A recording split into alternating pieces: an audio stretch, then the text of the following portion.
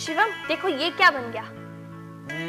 ये तो बिल्कुल एक किंगली क्राउन जैसा लग रहा है जो मेरे लिए बना है, किंग शिवम।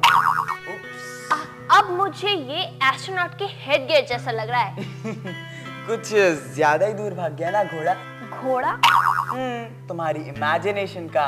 हम हमेशा ये क्यों कहते हैं कि दिमाग का घोड़ा दौड़ाओ, जबकि हमें पता है कि फास्टेस्ट तो चीता है। सही कह रही हो, पर ये सब बातें छोड़ो और सोचो कि ये ब्लॉक्स एक एटम है जो है तो अलग अलग लेकिन मिलकर एक साथ काम करते हैं और बनाते हैं कई सारी चीजें। बिल्डिंग ब्लॉक्स की तरह ही तो है एटम या परमाणु। साथ जोड़ो तो बन जाती हैं कितनी सारी अलग अलग चीजें। तोड़ो तो रह जाता है बस एक ब्लॉक, एक परमाणु। क्या मैटर भी किसी तरह के ब्लॉक से बना है? साइंटिस्ट्स ने सोचा तो पता चला परमाणु, मैटर का सबसे छोटा हिस्सा।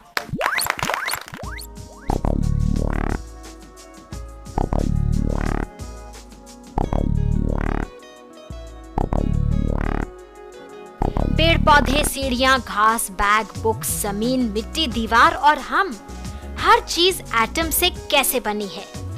प्रकृति में 92 तरह के एलिमेंट्स पाए जाते हैं। एक एलिमेंट मतलब एक तरह के एटम, तो यूं कहिए 92 तरह के एटम। परमाणु कितने छोटे हैं, इमेजिन करना मुश्किल।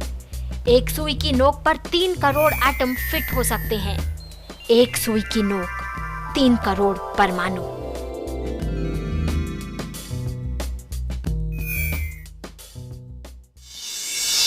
तुम्हें पता है हमारी पूरी की पूरी केमिस्ट्री एटम्स यानी अणु पर टिकी हुई है। और इसीलिए केमिस्ट्री। तुम भी ना दीपिका, तुमने मुझे कंफ्यूज कर दिया। एटम्स कितनी सिंपल हैं। हाँ सिंपल है, तभी तो मैटर का सबसे छोटा हिस्सा एटम है। सबसे छोटा और इनडिविजिबल, मतलब जिसे तोड़ा नहीं जा सकता। पर तोड़ दिया ना। क्या? हाँ, उन्हें तोड़ कर ही तो मिले एटम्स के प्रोटॉन्स, न्यूट्रॉन्स और इलेक्ट्रॉन्स। नहीं नहीं नहीं नहीं, प्रोटॉन्स, न्यूट्रॉन्स और इलेक्ट्रॉन्स एटम के अंदर हैं। वो उसका एक हिस्सा है, उनके सब एटॉमिक पार्टिकल्स। मुझे पता है और आपको भी पता होगा, फिर भी देख लेते हैं। आज मैं अपना कंफ्यूजन दूर करके ही रहूंगी।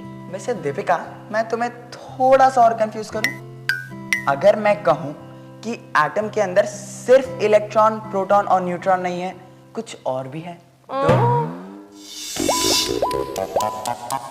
साइंटिस्ट्स के साथ चलते हैं एटम के अंदर। इतने छोटे से परमाणु के अंदर भी ज्यादातर हिस्सा खाली। बीच में है नाभि, न्यूक्लियस। न्यूक्लियस में प्रोटॉन्स, चार्ज पॉजिटिव। साथ हैं न्यूट्रॉन्स, N से न्यूट्रॉन, N से न्यूट्रल। घूमते लट्टू में क्या आप बता सकते हैं किसी एक पॉइंट की पोजीशन? बिल्कुल ऐसे हैं नेगेटिव चार्ज वाले इलेक्ट्रॉन। नाभि के चारों तरफ दौड़ते रहते हैं, 1 सेकंड में करोड़ों चक्कर। किसी भी एटम में प्रोटॉन्स और इलेक्ट्रॉन्स की गिनती बराबर होती है, इसलिए एटम का कोई चार्ज नहीं होता। वैसे अब साइंटिस्ट को कुछ और भी पता चला है। हर प्रोटॉन और न्यूट्रॉन अपने से भी छोटे हिस्से क्वार्क्स से बना है। 3 क्वार्क्स से, जिन्हें साथ जोड़ता है या यूं कहिए साथ चिपकाता है ग्लूऑन। हाँ, हर सवाल का जवाब होता है, लेकिन कई सवाल ऐसे भी हैं जिनके जवाब हमें अभी तक नहीं पता, मतलब साइंटिस्ट को भी नहीं। What are you saying, केटू? आप एटम्स के बारे में ऐसे बात कर रही हैं? अरे बाप रे, मुझे थोड़ी पता तुम इतना ओवर रिएक्ट करोगी। मैंने ये तो नहीं कहा कि हम जितना एटम्स के बारे में जानते हैं वो गलत है। चलो एक काम करते हैं, तुम लोगों को एक हाई टेक फिजिक्स लेबोरेटरी में लेकर चलते हैं। जाना चाहोगे? हाँ, वहाँ जहाँ बहुत बड़े बड़े पावरफुल माइक्रोस्कोप्स हो। वहीं जहाँ बड़े बड़े साइंटिस्ट छोटे छोटे एटम्स पर एक्सपेरिमेंट कर रहे हो, वहीं। पाओ केटू, नेकी और पूछ पूछ। पर केटू, मैं तो अभी से ही नर्वस हो रहा हूँ। भाई हमें एटम्स के बारे में कुछ भी बेसिक नहीं पता, और अगर वहाँ किसी ने कुछ हमसे पूछ लिया तो? केटू है ना? हाँ मैं हूँ ना, और चीजों की तरह मेरी बॉडी भी तो एटम से बनी है। करोड़ों करोड़ों करोड़ों बस केटू, मुझे तो यही सोचकर चक्कर आ रहा है कि मेरे अंदर करोड़ों इलेक्ट्रॉन्स हमेशा गोल गोल घूमते रहते हैं। अच्छा बाबा, चलो घूमते इलेक्ट्रॉन्स और भारी प्रोटॉन्स के बारे में कुछ और बातें पता करते हैं। अब प्रोटॉन को भारी यूं ही नहीं कहा, एटम का वजन न्यूक्लियस में ही है। 1836 इलेक्ट्रॉन का वजन एक प्रोटॉन के बराबर। वजन के हिसाब से न्यूट्रॉन्स प्रोटॉन्स की टक्कर के, इनफैक्ट न्यूट्रॉन्स थोड़े से भारी। हर एलिमेंट के एटम का एक स्पेशल नंबर होता है, यही है एटॉमिक नंबर, मतलब न्यूक्लियस में कितने प्रोटॉन। एटॉमिक मास है protons plus neutrons.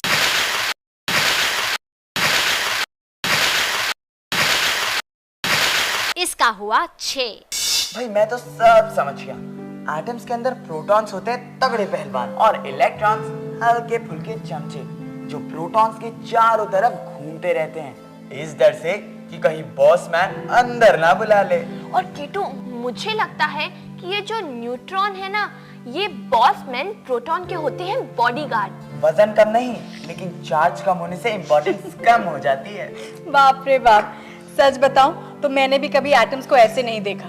Imagination at its best. वैसे ये जो तुम्हारे बॉडीगार्ड न्यूट्रॉन है ना, इनका काम है प्रोटॉन्स को न्यूक्लियस के अंदर बनाए रखना। मतलब पहलवान में झगड़ा तो होता ही है, तो उन्हें शांत रखता है, उनमें धक्काबाजी नहीं होने देता। क्या हर एक एलिमेंट के प्रोटॉन्स, न्यूट्रॉन्स और इलेक्ट्रॉन्स सेम होते हैं? मतलब हाइड्रोजन का प्रोटॉन या फिर ऑक्सीजन का या फिर यूरेनियम का सब सेम या आइडेंटिकल होते हैं क्या? तुम्हें क्या लगता है? अब मैं क्या बताऊं केटू, मुझे तो खुद आपसे एक सवाल पूछना है। मुझे ये बताइए कि क्या डिफरेंट एलिमेंट्स के इलेक्ट्रॉन्स अलग अलग स्पीड्स पर घूमते हैं या फिर उनकी ऊर्जा और स्पीड सेम होती है?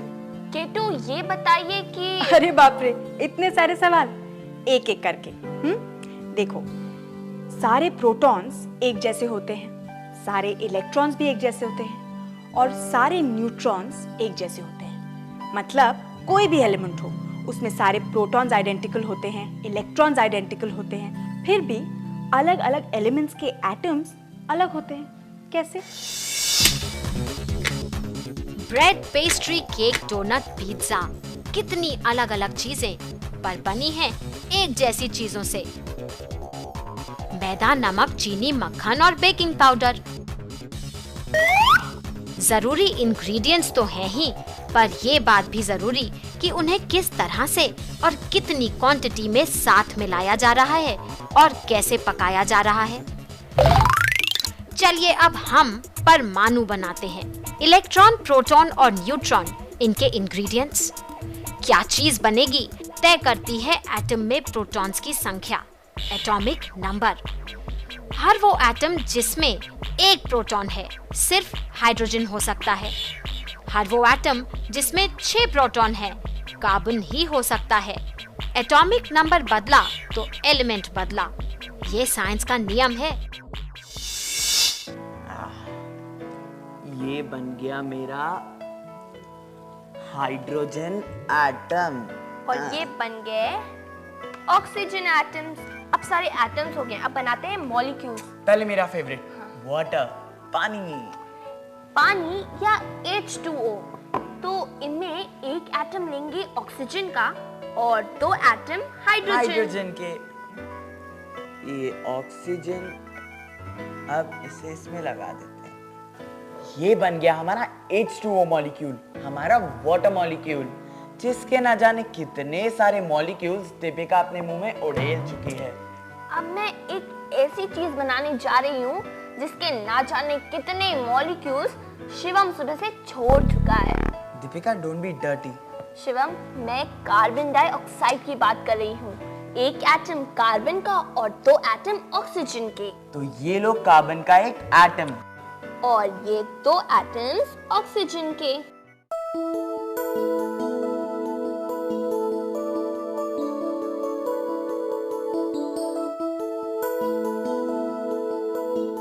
ये बन गया हमारा CO2। ये तो हुए हमारे सिंपल मॉलिक्यूल्स, पर कुछ मॉलिक्यूल्स ऐसे होते हैं जो बहुत ही बड़े होते हैं, उन्हें कहते हैं कॉम्प्लेक्स मॉलिक्यूल्स। तुम कहीं अड़ीगड्डों की बात नहीं कर रहे? बिल्कुल सही। मैं अड़ीगड्ढों की ही बात कर रहा हूँ। वैसे ऐसा कोई मॉलिक्यूल है नहीं, वो तो हमने सिर्फ नाम दे दिया है। आप भी बनाइए, बड़ा मजा आता है।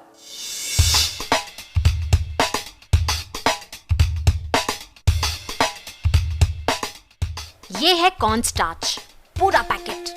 अब थोड़ा पानी मिला देते हैं इसे। यही है वो जिसका नाम हमने रखा है अड़ीगड्ढो। एक अजब पदार्थ। ये सॉलिड है या लिक्विड पता नहीं। हाथ में उठता है ठोस जैसे, फिर बह जाता है द्रव्य जैसे। धीरे से उठाओ तो लिक्विड, जोर लगाओ तो सॉलिड। इस तरह के मैटर का भी एक नाम है, नॉन न्यूटोनियन फ्लूइड। इसकी भी साइंस। इसके मॉलिक्यूल्स बहुत लंबे हैं। धीरे से उंगली डालो तो रास्ता देते हैं जैसे द्रव्य। जोर लगाओ तो उलझकर ठोस बन जाते हैं। कुछ सिंपल और कुछ बहुत कॉम्प्लेक्स मॉलिक्यूल से बने हैं हम। अलग अलग तरह की सेल्स, लेकिन टूटे तो फिर वही गिने चुने एटम्स। अच्छी भली ट्रेन ट्रैक पे चल रही हो और अचानक से पटरी से उतर जाए, एकदम ऐसे ही लग रहा है हमें अभी। क्यों? अब आप ही सोचिए, हर चीज एटम से बनी हुई है। फिर चाहे ये सीढ़ी हो, वो दीवार हो, वो वास हो, छिपकली हो, दीपिका हो, छिपकली हो, मैं हूँ, हर चीज। यही तो हमें समझ में नहीं आ रहा है कि नॉन लिविंग और लिविंग दोनों कैसे एटम से बने हैं। अब क्या कहना, मतलब K2 है K2 का, क्या?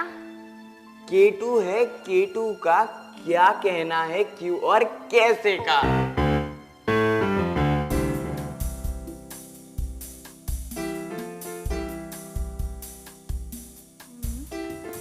ओ वाओ, तुम लोग आ गए। देखो मैंने क्या बनाया है। शिवम, इसके अंदर झांको, इधर से। 1 मिनट रुको। अब देखो क्या है ये? अरे वाह, कितना बड़ा दिख रहा है। किट्टू मुझे भी देखने दो। आओ इधर आओ। देखो देखो। वाओ, देखा? Wow Kittu, you are great. वैसे आप लोग जानते हैं ये माइक्रोस्कोप 50 टाइम्स मैग्नीफाई कर देता है। 50 गुना। बट आई एम श्योर जिस बारे में मैं और दीपिका आपसे पूछने आए हैं, वो चीज इस माइक्रोस्कोप में नहीं दिखेगा। घूम फिर के फिर से एटम, पर पहले इसे देखते हैं। माइक्रोस्कोप के लिए शीशा, ग्लास, फॉइल, टॉर्च, सुई, पानी और रबर बैंड। माइक्रोस्कोप वो जो छोटी चीज को बड़ा करके दिखाए। सबसे पहले फॉइल की काटेंगे स्ट्रिप। अब ग्लास को शीशे पर उलटकर रख देंगे ऐसे। रबर बैंड की सहायता से फॉइल को यूं जोड़ना है। यही है लेंस होल्डर। सुई से इसके बीच बना लें एक छेद, छोटा सा। अब पानी की बूंद करेगी लेंस का काम, एक कॉन्वेक्स लेंस का। नीचे रखें फूल को, वो कई गुना बड़ा करके दिखाएगी। टॉर्च से आप लाइट नीचे शीशे पर चमकाएं। अगर फोकस ठीक ना हो तो लेंस को और ऑब्जेक्ट को एक दूसरे से दूर या पास करें।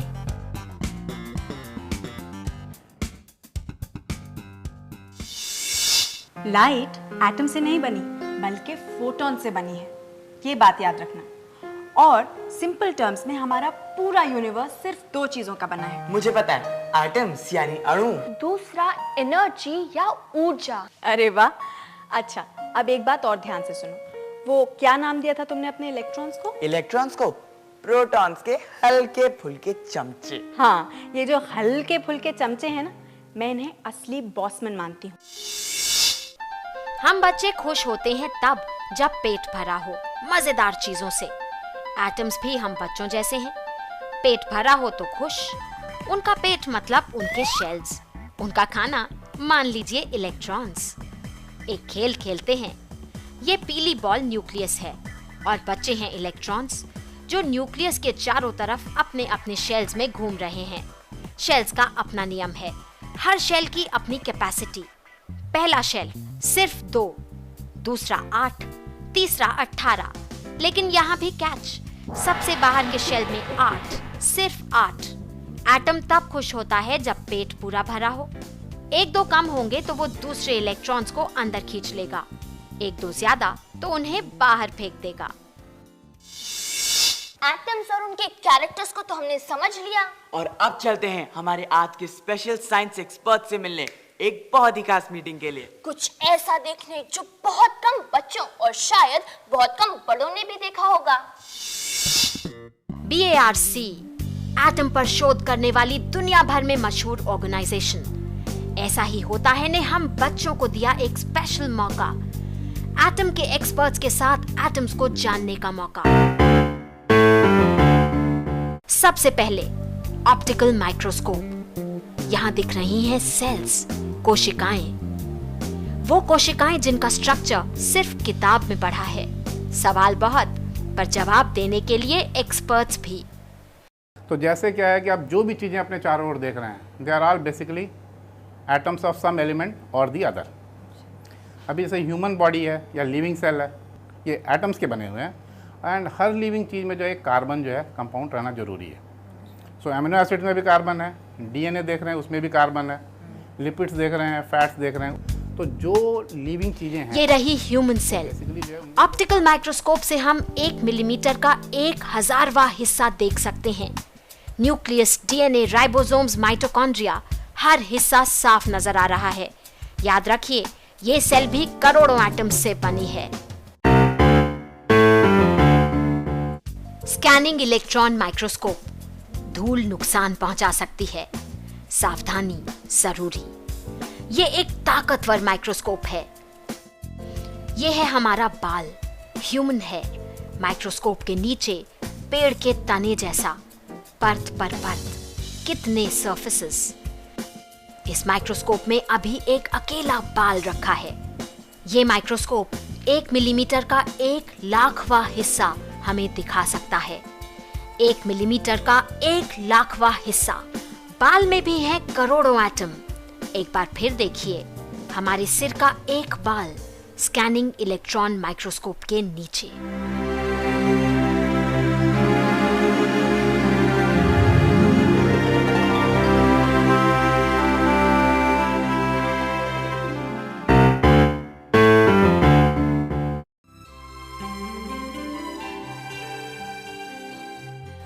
ये दुनिया का सबसे बड़ा, सबसे पावरफुल माइक्रोस्कोप।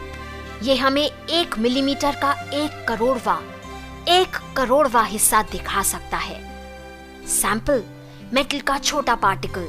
मैग्निफिकेशन खुद देखिए।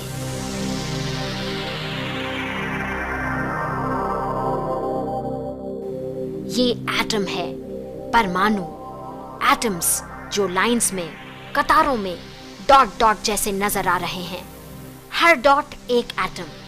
इस टेक्नोलॉजी को नैनो टेक्नोलॉजी कहते हैं। याद रखिए, एटम कितना छोटा है और इस वक्त हम क्या देख रहे हैं। दुनिया भर में कहीं भी किसी भी साइंटिस्ट ने एटम को डायरेक्टली बस ऐसे ही देखा है। इसके आगे कुछ नहीं। एटम ऐसा किसी ने देखा तो नहीं है, लेकिन फिर भी जो एक्सपेरिमेंट करते हैं हम लोग, उससे हम उसका अंदाज़ा लगा सकते हैं। अब ये कैसे होता है, इसका हम ये कल्पना कीजिए कि हम एक किसी गुफा में बैठे हैं। हमारी पीठ जो है वो दरवाजे की तरफ है और सामने जो दीवार है उसमें हमें कुछ परछाइयाँ दिखाई दे रही है। अब इस परछाइयों से हम ये तो अंदाज़ा लगा सकते हैं कि बाहर से कोई आदमी जा रहा है, कोई बच्चा जा रहा है, लेकिन ये अंदाज़ा तो नहीं लगा सकते कि उस आदमी का चेहरा कैसे दिखता है, उसको मूछें है या नहीं है। तो वैसे ही एटम के बारे में होता है कि हम जो एक्सपेरिमेंट करते हैं उससे हमें अंदाज़ा आ जाता है कि एटम में कैसी रचनाएं हैं, कहाँ उसके इलेक्ट्रॉन है, एटम एक दूसरे से कितने दूरी पे हैं। लेकिन ये अंदाज़ा नहीं लगा सकते कि अगर हम आँख से देख सकते थे तो वो एटम एग्जैक्टली कैसे दिखाई देता। और इसी मर्यादा की वजह से हम कल्पनाएं करते रहते हैं कि एटम कैसा है।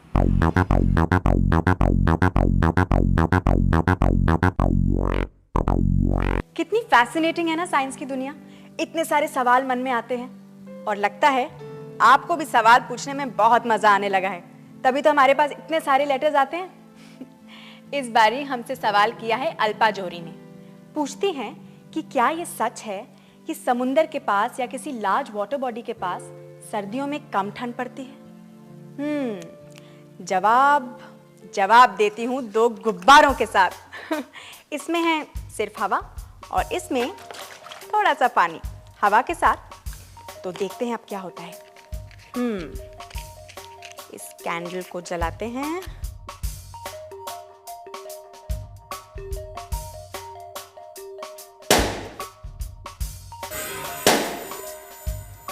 वो तो फूट गया। अब देखते हैं इसके साथ क्या होता है। हमारा समुंदर।